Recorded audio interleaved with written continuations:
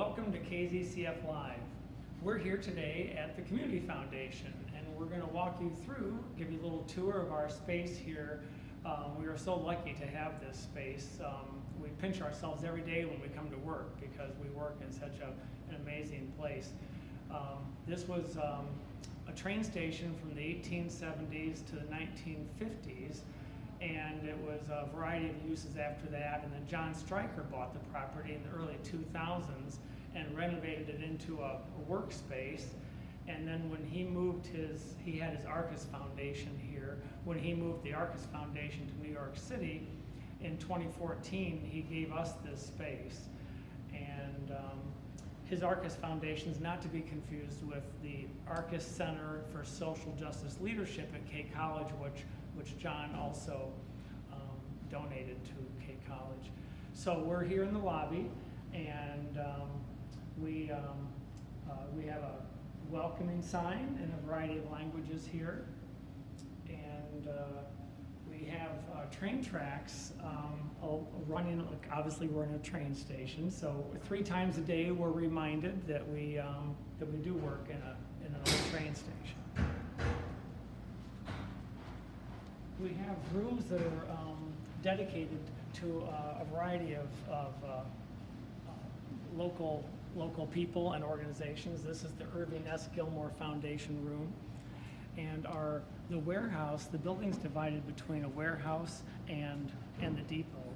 And our staff works in the old warehouse, and you can see the original beams here. So our 30 staff members work here in the warehouse. We have our staff divided up, actually mixed together. So we think if we collaborate better internally, it helps us collaborate better outside of the building. So you'll have donor relations people sitting next to someone from community investment and next to someone from communications or finance and administration. This room honors Burton H. Upjohn, and our staff uses the conference rooms that are in this section, and then I'll show you where the community can use our conference rooms once we get upstairs.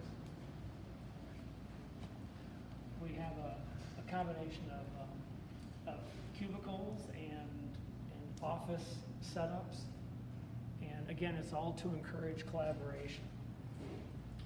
We've also got artwork here for this month, for Hispanic Heritage Month, and we've got artwork from local artists throughout our space here, and so we're really fortunate to have that to enjoy. This meeting room is the Denoyer room, and when John Stryker bought the property, he connected the old warehouse with the depot with a winter garden. So we've named that the John Stryker Winter Gardens, and there's a meeting in there now, so I won't talk as we walk through it.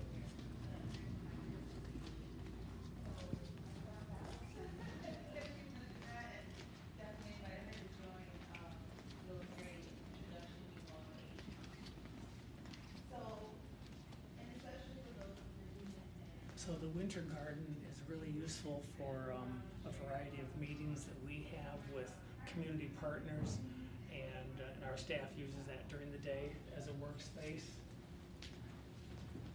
So Pitcher Street is here, and our parking lot is actually off of Pitcher Street. The front of our building is south, and we have our own parking lot. We've got a sign on the corner of East Michigan and Pitcher Street.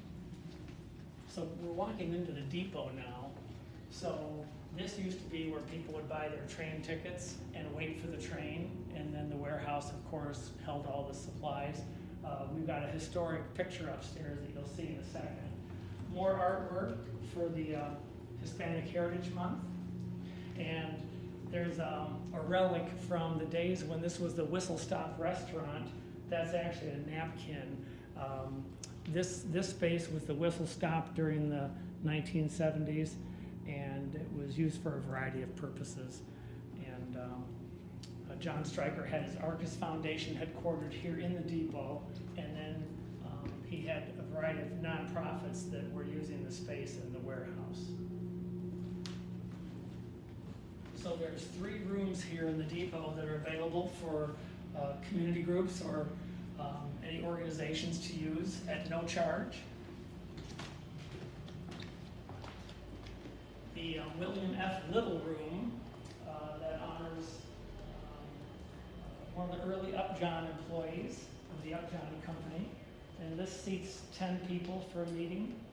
And then we have the Harold and Grace Upjohn Foundation Room, which is a nice room for brainstorming. There's no conference table, but it's just a good room for informal kind of meetings. And we have this little lobby area here where people can have lunch served. We have a lot of groups that use this depot for retreats. So this is a good workspace during a breakout session. So we'll go upstairs now where you'll see the Lawrence Community Room, and honoring the Lawrence family that had 2 generations of people on our board, William Lawrence Sr. and William Lawrence Jr.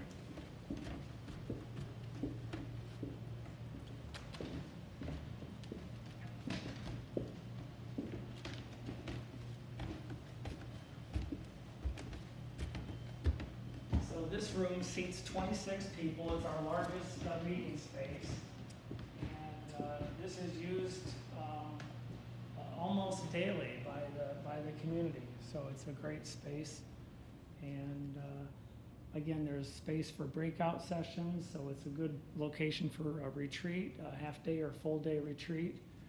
It overlooks East Michigan, and it's only noisy when the trains go by 3 times a day. We have TV monitors in this room, as well as whiteboards with dry erase markers.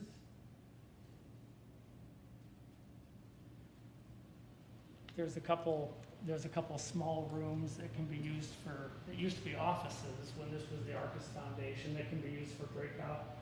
Again, you'll see some more art here from the Hispanic Heritage Month.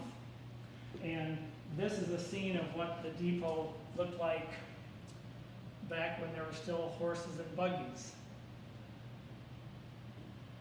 And last but not least, we have our own little library. And we brought this over from the Comerica building. We actually were in the Comerica building for 40 years before John Stryker gave us this space. And this has a nice collection of books on equity and education and philanthropy and leadership. So it's a great resource for our staff. And these books have been donated by staff members and people in the community.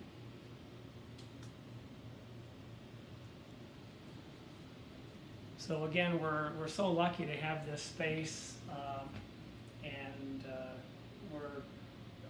we welcome people to use this space. And you can go on our website under About Us and scroll down to use our space. And again, there's no charge, and you can reserve the rooms that you just looked at. And hope you enjoyed this short tour of the Community Foundation. And join us next week for another KZCF Live.